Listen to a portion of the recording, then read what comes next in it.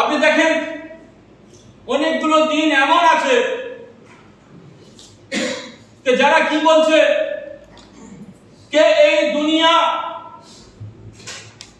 এমনই একটি মায়াজাল যে যদি তুমি এই দুনিয়ায় ফেসে যাও তাহলে তুমি তোমার উদ্দেশ্যে সফল হতে পারবে না।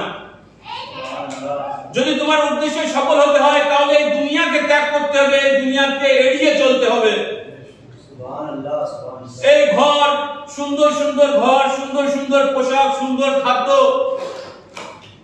দামি দামি গাড়ি, এই সব কিছুকে ত্যাগ করতে হবে এবং এই সমাজ থেকে দূরে গিয়ে জঙ্গলে গিয়ে নিজের আত্মাকে পরমাত্মার সঙ্গে মিলিয়ে দিতে হবে, তাহলে তুমি সফল হবে। কিন্তু ইসলাম কি বলছে? ইসলাম বলছে যে ব্যক্তি এই সমাজ,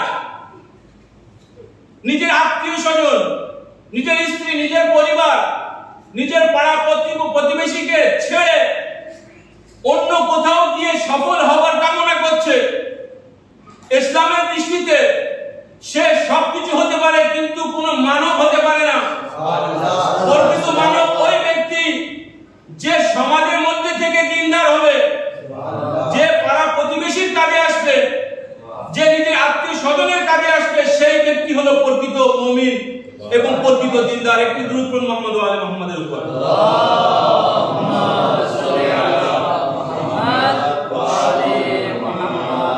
আমি সবকিছু ছেড়ে দিলাম, গিয়ে জঙ্গলে গিয়ে জীবন যাপন করছি।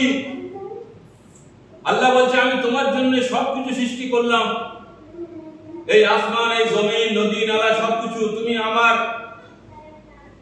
হালাল সৃষ্টিকে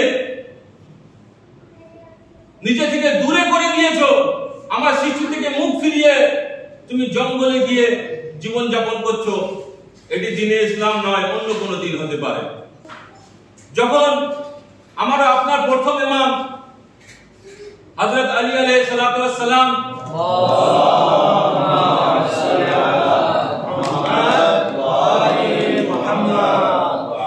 জামালের যুদ্ধের পরে তিনি একদা বাসরায় আসলেন। যখন তিনি বাসরায় পৌঁছালেন, তিনি জানতে পারলেন তার এক বন্ধু আলা ইবনে জিয়াদ অসুস্থ আছেন। ইমাম আলী আলাইহিস সালাম নিজের সাহাবাদেরকে নিয়ে সেই আলা ইবনে জিয়াদের বাড়িতে পৌঁছালেন। আর গিয়ে যখন দেখলেন যে আলা ইবনে জিয়াদের বাড়ি খুব সুন্দর বাড়ি, অনেক বড় বাড়ি, চমকাচ্ছে বাড়ি, এত সুন্দর। মওলা আলী আলাইহিস সালাম ঘরটিকে দেখলেন, দেখার পরে আলা ইবনে জিয়াদকে বললেন, এ আলা ইবনে জিয়াদ, তুমি কি চাও যে আখিরাতে এই রূপ ঘর আল্লাহ তোমাকে দেবে? মওলা কেন চাবো না?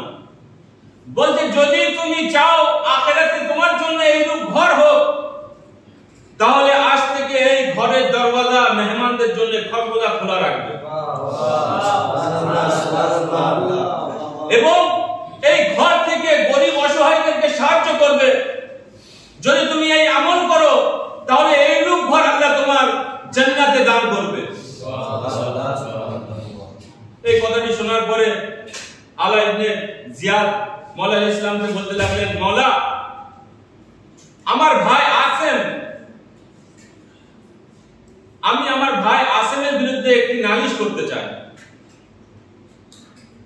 মওলা আলাইহিস সালাম বললেন, কি নালিশ?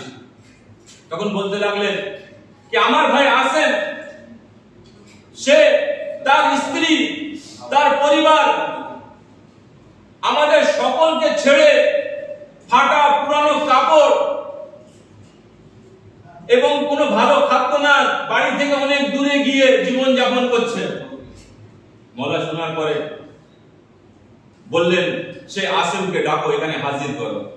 আসেমকে ডাকা হলো, হাজির হলো। মওলা আলাইহিস সালাম বললেন, তুমি কি চাও? তোমার মন এত বেশি শক্ত কিভাবে হতে পারে যে তুমি তোমার স্ত্রী, তোমার বাচ্চাদেরকে ছেড়ে তুমি আল্লাহর অনুসরণ করো, আল্লাহর সন্ধানে ঘর থেকে দূরে, পাড়া প্রতিবেশী, আত্মীয় স্বজন সবাই থেকে দূরে আছো। আল্লাহ তাআলা যে নেয়ামতকে তোমার তোমার মুখকে কিভাবে ফিরিয়ে নিতে পারো।